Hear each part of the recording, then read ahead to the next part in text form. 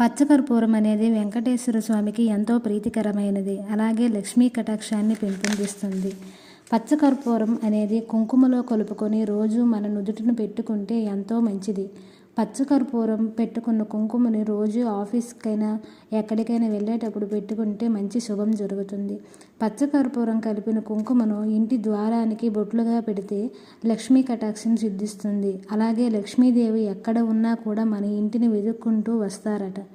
పూజా గదిలో చిల్లర కాయిన్స్ ఒక గిన్నెలో వేసి వాటిని ఎప్పుడూ సౌండ్ చేస్తూ ఉండాలి.